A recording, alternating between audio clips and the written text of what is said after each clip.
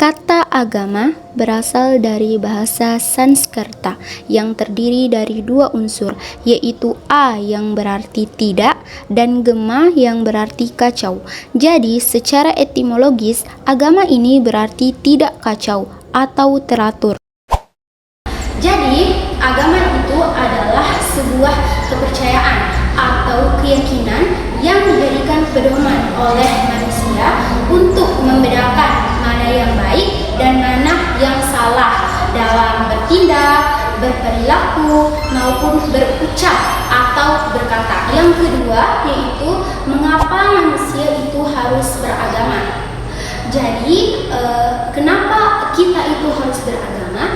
Karena agama itu penting untuk menentukan arah kehidupan manusia, untuk memberikan ketentraman, serta untuk memberikan kedamaian atau makna dari kehidupan kita ini, kehidupan kita di dunia ini.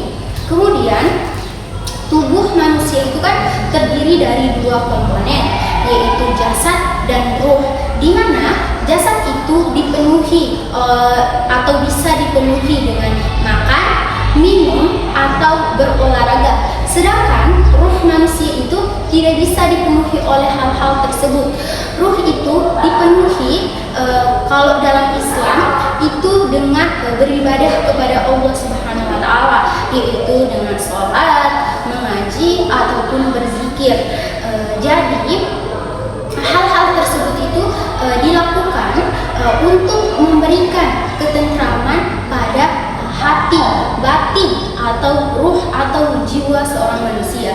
Jadi secara tidak langsung agama ini itu sangat penting atau berperan penting untuk memberikan ketentraman bagi jiwa manusia atau ruh manusia.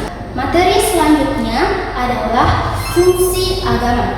Jadi, agama ini itu memiliki berbagai fungsi. Di antaranya, agama itu berfungsi mengajarkan nilai-nilai kebaikan seperti kejujuran, di mana yang tertera dalam Quran surah An-Nahl ayat 105 yang berbunyi bahwa sesungguhnya yang mengada-ngadakan kebohongan hanyalah orang-orang yang tidak beriman kepada ayat-ayat Allah, dan mereka itulah adalah orang-orang pendusta.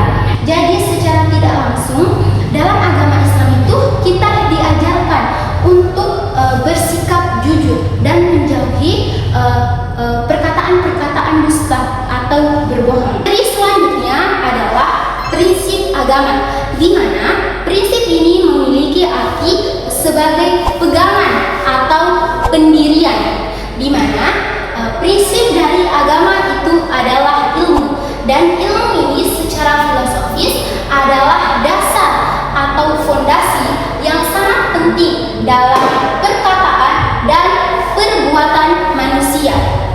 Dan orang yang berilmu itu memiliki berbagai keutamaan, di antaranya pertama sebagai alat mengenal Allah, yang kedua untuk menghilangkan kebodohan dari diri kita dan orang lain, dan yang ketiga yaitu orang yang berilmu akan Allah angkat derajatnya seperti yang ada di Quran surah Al-Mujadalah ayat 11, yang artinya, hai orang-orang yang beriman, apabila dikatakan kepadamu, berlapang-lapanglah dalam majelis, maka lapangkanlah, niscaya Allah akan memberi kelapangan untukmu.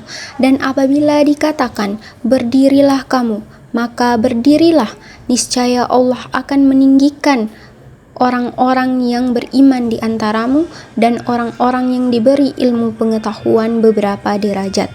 Dan Allah Maha mengetahui apa yang kamu kerjakan.